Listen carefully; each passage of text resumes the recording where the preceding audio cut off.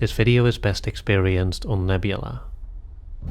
When Paul Atreides drinks the water of life, he sees a future that will end the Fremen culture as it has existed for thousands of years, and submits himself to it. I'm pointing the way!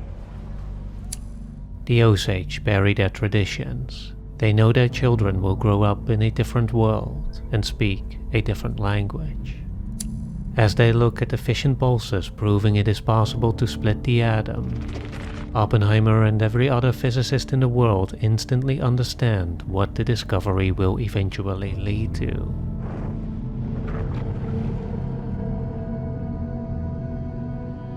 There has been an awakening within our collective unconsciousness, a sullen awareness that has been rising along the edges, and that is now slowly bleeding through, expressing itself in our cinema, like a stained mirror or a vintage lens, struggling to bring its reflection in focus and create a clear thought out of foreboding emotion, a feeling of entrapment, inevitability, of being powerless in the face of what we fear is to come, transformation, fragmentation, a movement away from unity.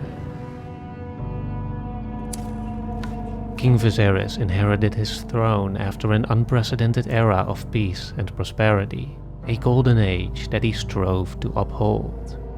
Logan Roy too established an empire that became a source of stability for many decades, but now, weary with age and sickness, and ready for a successor, the lineage, it seems, is about to break, and the entire kingdoms are on the verge of falling apart. The crown cannot stand strong if the House of the Dragon remains divided. Johnny's Motor Club, while not being made up of saints by any means, was held together for a long time by a certain code of conduct, a code of honor that allowed the bike riders to become a brotherhood. Yeah, you and me, kid. But over the years, the club transformed, the code deteriorated, and the time of honor and brotherhood became a painfully distant memory. That was the end of the golden age of motorcycles. Kingdoms are no longer passed on. Realms of existence are no longer preserved. They are broken down, atomized into disparate pieces by that intangible force, that feared prophecy of rising chaos and inevitable disorder, that turns a king's wisdom into an old man's folly, and that makes it seemingly impossible to draw a sacred boundary around that which we long to maintain. Noah lives in blissful harmony until the knowledge of a forbidden fruit threatens his world. Apes will learn will learn from what is inside that vault.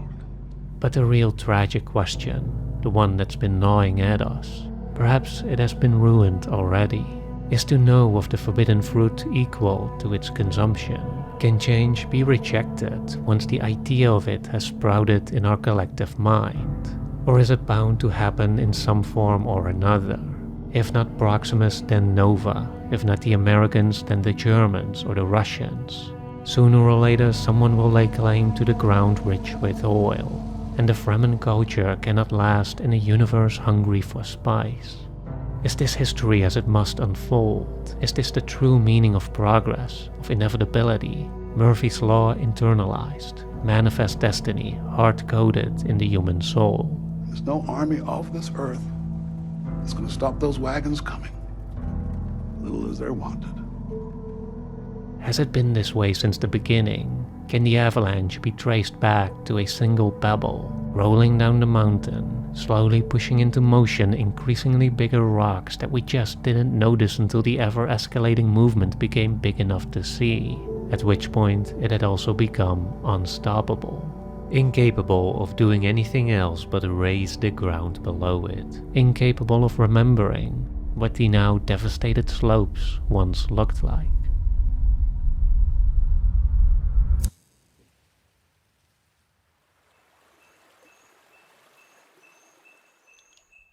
You are a mother. We rise from out of the soul of you.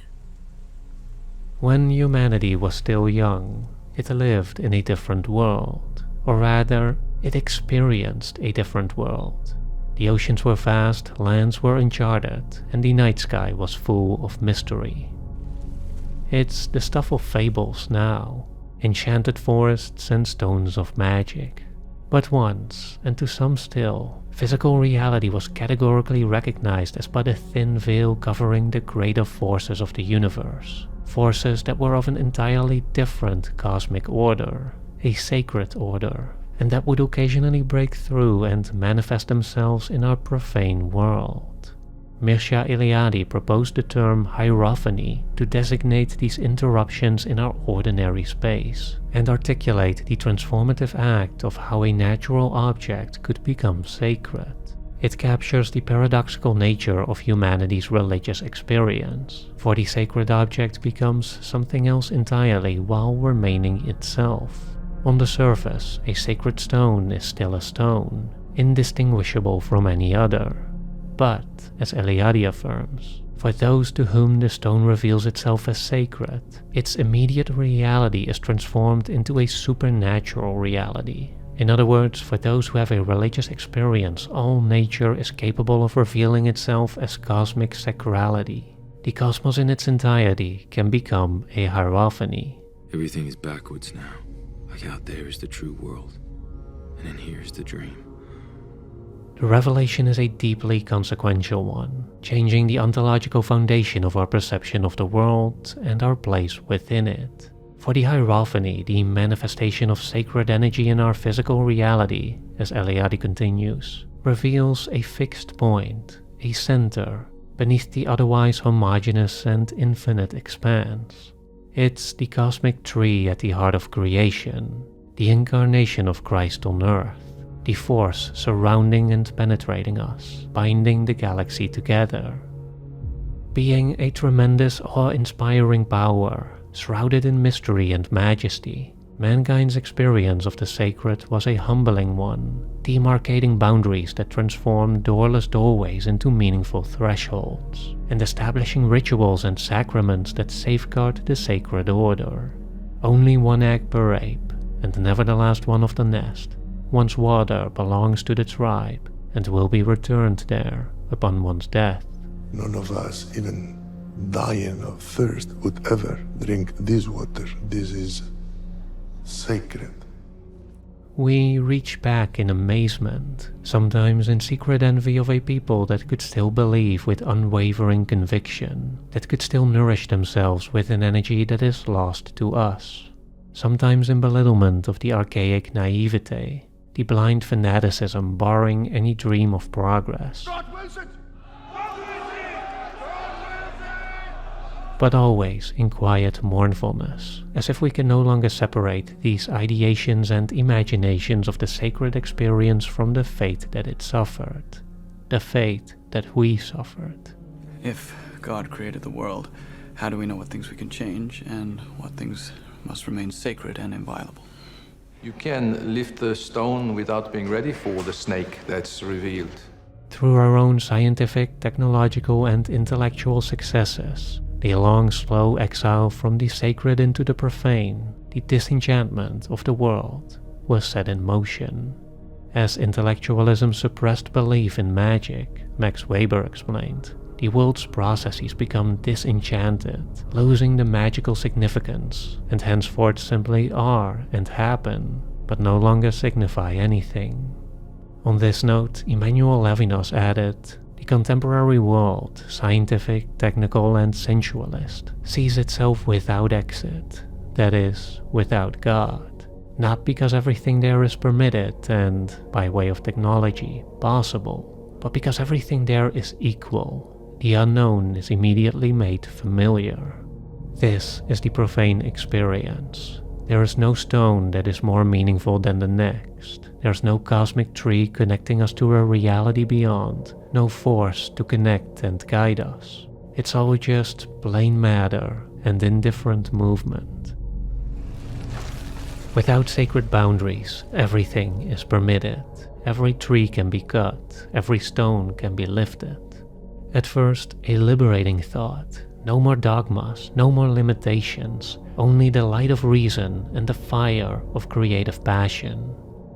A bird's eye view captures the grand metamorphosis, mankind itself becoming sorcerer, infusing matter with its own magic to unlock greater powers, manifesting its own dreams so that it can dream bigger.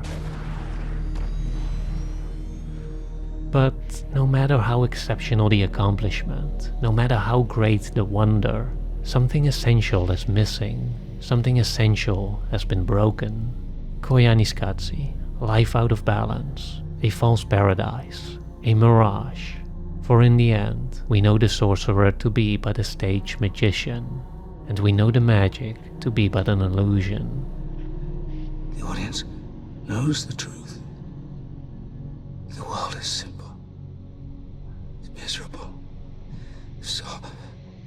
Solid all the way through.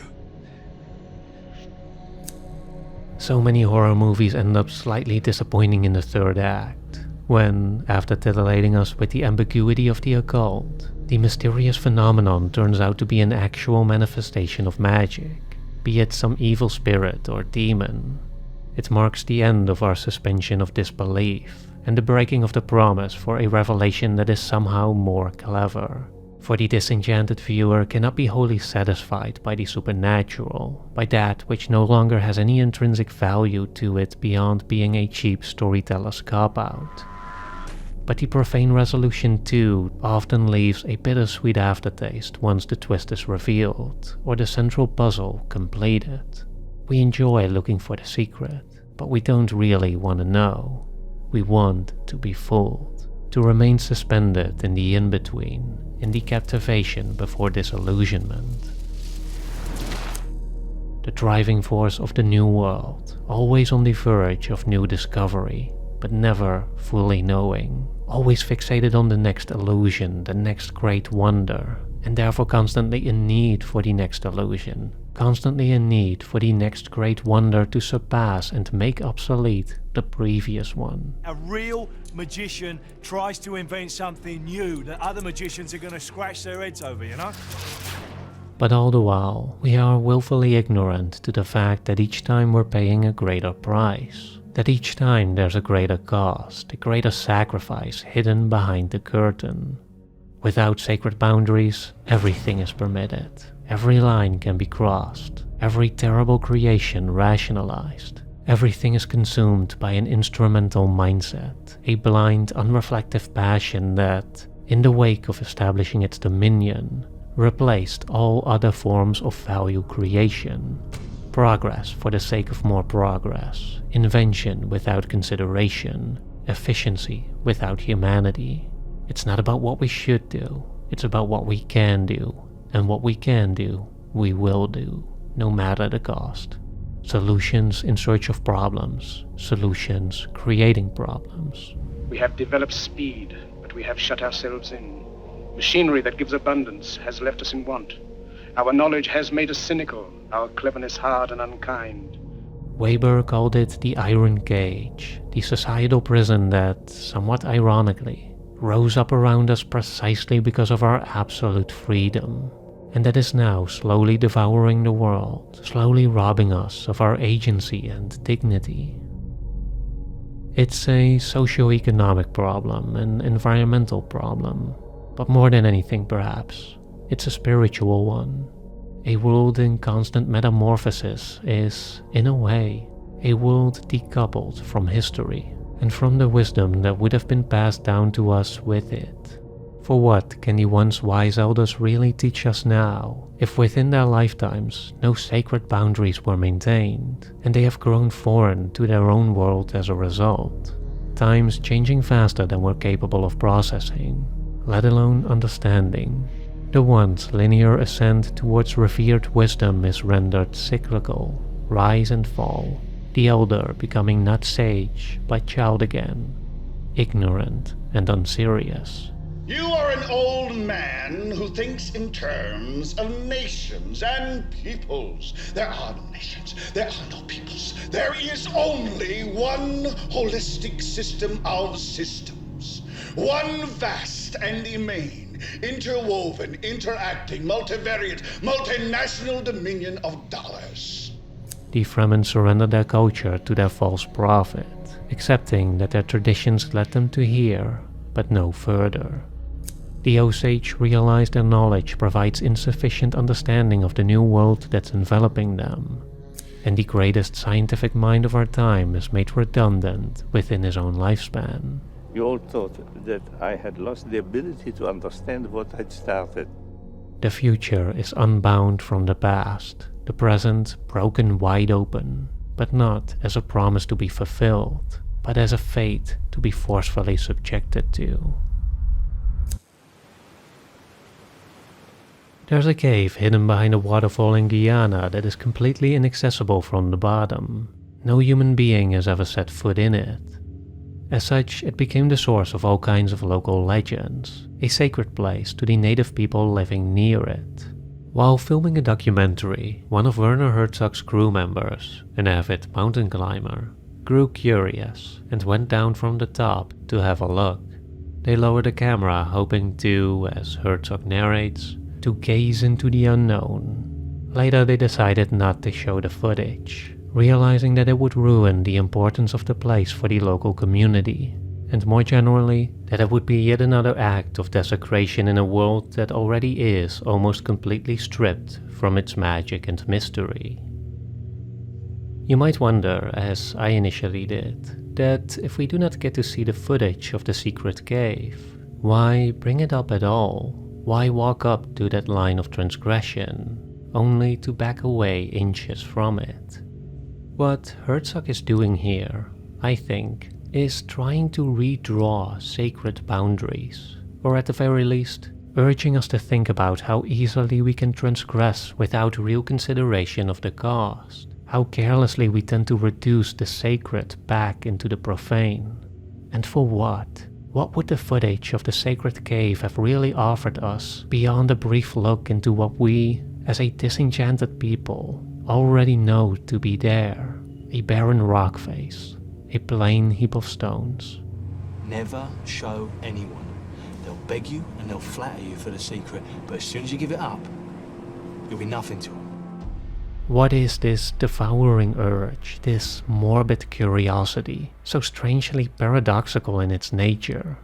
Humanity being amazed at the wondrous, while at the same time being challenged by it, and reflexively driven to dismantle it, to transform the mysterious back into the familiar, even if it ruins the very thing that made it so captivating in the first place, even if it desecrates something that should have remained untouched. After the unexpected success of his show Baby Reindeer, a true story of a comedian's tragic abuse by a female stalker, creator Richard Gadd urged people not to look for the real woman the story was based on. They found her almost immediately, and the media didn't hesitate to bring her into the circus, exposing her for all to see. As a supposed love letter to the franchise that came before it, Alien Romulus unintentionally came to embody its central metaphor of corrupted procreation. A regurgitated remix of all its familiar elements, well-intentioned, well-made and well-performed, but still somewhat unholy. It's but the latest entry in a troubling new trend, desecration through veneration. Well-crafted reproductions that honor our sacred stories, while also defiling its corpses and morphing every meaningful moment into a disposable meme that briefly lights up the cultural void, only to leave it a little darker in its wake. Indifferent to suffering, insensitive to joy. All of life is reduced to the common rubble of banality. It's the profane experience, the instrumental mindset metastasized into the deeper strata of our humanity, transforming our collective being not by means of direct moral regression, but indirectly through that promise of eventual violation, and through the apathy that has resulted from it. An almost statistical calculation, dependent not on malice but on chance, not on agency but inevitability. Herzog was considerate, and surely many others will show the same restraint, the same respect, but deep down, we remember, whatever can happen, will happen. Someday, someone less honorable or simply someone more ignorant, is going to descend down that waterfall again, or just fly a drone around it and close this hierophany. The machine must rage ever forwards, its one sacred principle being its perpetual production. And so we move along with it, trying to set boundaries with each new entry, trying to maintain some semblance of respect, of dignity, despite knowing that in the ever-growing expanse, we cannot do the one thing that would truly preserve sacrality, which is to just let it be. That, perhaps, is the true disenchantment, not the loss of the sacred, but the loss of the hope for the sacred, the feeling of futility in any attempt at preservation. Jake Sully attempts to flee from the profane world he once knew, and which is about to devour him yet again, a temporary measure, for even the ends of the earth, as he had always dreaded but now has to face head-on, are not far enough to escape his fate. Noah aspires to rebuild his home, to turn everything back as it once was, and isolate himself from the ways of humanity, though, in his heart of hearts, he too probably knows that a fundamental shift has occurred, that things will never be the same again. Humans will never give up. Not until you claim all things for yourselves. But if we truly are without hope, why then do we keep dreaming ourselves back in paradise, in that magical time before the disenchantment, to briefly feign ignorance and momentarily escape our disillusionment through nostalgic reenactment? No, I don't think that is it. I don't think we reach back in a secret desire for the past, a secret desire to reject all progress and regress back into dogma. The opposite, in fact. I think we understand full well that what's happened, happened, that we have outgrown the forest that once cradled us, and that the arrow of time moves in one direction only. And so we dream, not of going back, but of going forward. We dream to remind ourselves of what we truly desire in our waking existence, of what we long for our world to be, and of what that reveals about who we truly are. We're not leading the lives that we were meant for. We're meant for something else. A non-religious man today ignores what he considers sacred, Mircea Eliade wrote, but in the structure of his consciousness, could not be without the ideas of being and the meaningful. What we see today is that man considers himself to have nothing sacred, no God, but still his life has a meaning, because without it, he could not live. He would be in chaos. He behaves in his existence as if he had a kind of center. He is going somewhere. He is doing something. A world may fall into desecration, but the human mind is incapable of full disenchantment. Relics of sacrality remain. Bruce Wayne returns to the well that scarred him as a child, turning the indifferent stones into a source of empowerment. Paul Atreides once more touches the water of the home planet he is about to leave forever. And the man reconnects to emotions long forgotten through a meal that contains a nourishment much greater than its material ingredients. Our private universes are filled with holy places and sacred artifacts that we hold on to and connect with as intangible sources of regeneration. But the most sacred of all, so easily overlooked because its sacrality is still so self-evident, so automatically presumed as being rich with inherent mystery and cosmic otherworldliness. Humanity itself. The light in the eyes of others. You, my light. Who are you? What do you dream of? Show me your face. Emmanuel Levinas wrote extensively about what he referred to as the face of the other, by which he didn't mean literal faces, but rather the true experience of another human being, the true experience of someone else's thoughts, emotions, and general interiority. which especially in the context of our otherwise growingly profane existence, can be a rather strange one, almost mystical. For we don't just acknowledge the lives of others conceptually or rationally. No, we feel them. We connect to them psychologically and physiologically, establishing interdependencies so deep and bonds so strong that the loss of another can be like losing a part of oneself. We find unity in each other, become each other's center, both expanding ourselves while sacrificing ourselves. 2, no more. 1. And it's in that nourishing surrender that we, in a way, unknowingly remember what it was like to be in touch with sacred energy, to engage a material entity that is at once itself and something else entirely, a body and a soul, a different cosmic reality manifested physically before our eyes, challenging our profane existence. The relationship with another puts me into question, Levinas wrote, empties me of myself and does not let off emptying me, uncovering for me ever new resources.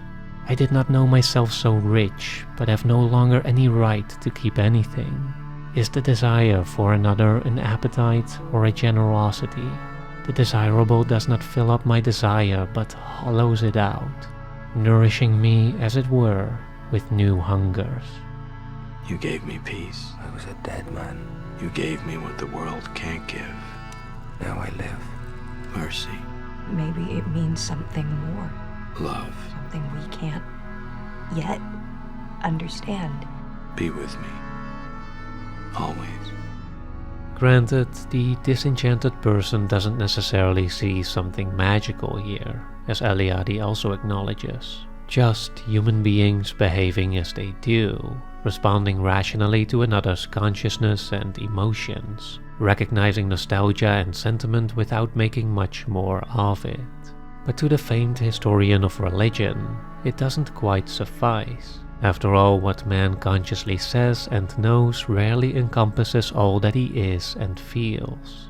I cannot limit his universe to that purely self-conscious, rationalistic universe which he pretends to inhabit, Eliade wrote, since that universe is not human. The complete human being, in his view, is the one who dreams, who listens to music, and who finds a strange beauty in old poems. It's the one who, as the world became disenchanted, created celluloid, moving pictures, its own realities through the looking glass. Here we briefly live in quite another dimension. Here 2 hours can be occupied by a lifetime. Infinity can be compressed into comprehension. Cinema is the expression of our inner landscape, speaking about us by reminding us how the full scope of our being is still spread out over multiple planes of existence, still nourished by myth and imagery, by other worlds and other realities that we go on to inhabit, and which in turn become part of ourselves, expanding and enriching the structure of our soul, and calling out to us from within, giving voice to the crises we experience but cannot directly name, the foreboding feelings of entrapment, inevitability, of being powerless in the face of desecration. Cinema is the awakening to the absence of meaning, or perhaps the other way around. The absence of meaning is the awakening, the sullen awareness that has been rising along the edges, and that is now slowly bleeding through, expressing itself in our cinema. Hungry, longing for something other. To suffer binds you to something higher than yourself. Without knowing what it is. Takes you from the world. To find what lies beyond it. The mystery of life isn't a problem to solve. How do I begin? But a reality to experience. Give me courage. A process that cannot be understood by stopping it. Strength. We must move with the flow of the process. Remember. Begin.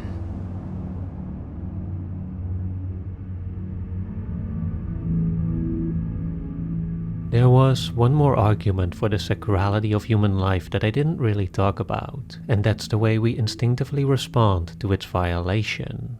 In cinema, the death scene usually carries a significant narrative importance, but more than that, they can also be revelations, uncovering some essential truth about who we really are.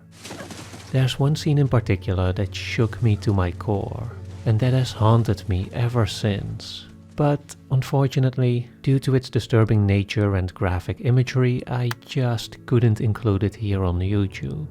Which is why I made a wholly separate video that does talk about it while also reflecting on death in general and the way we tell stories about it. And you can watch it right now, exclusively on Nebula. Death is something that we do tend to project a certain significance onto, and render to some extent meaningful precisely because of it being this potential transformative moment sparking a true revelation that would have remained hidden otherwise. Nebula is home to an enormous amount of exclusive material. It's the only place to see my discussion on World War Z, my autopsy of Jurassic World Dominion, and my examination of the paradoxical nature of space games, to name but a few examples. There's also hours and hours of amazing exclusive content from other creators such as Thomas Flight, Patrick Willems, Jacob Keller, Big Joel, Lindsay Ellis, and many, many more. All of which you could be enjoying right now, completely ad-free, if you sign up for a year with the 40% discount that's available through my personal link. That's barely the price of a cup of coffee.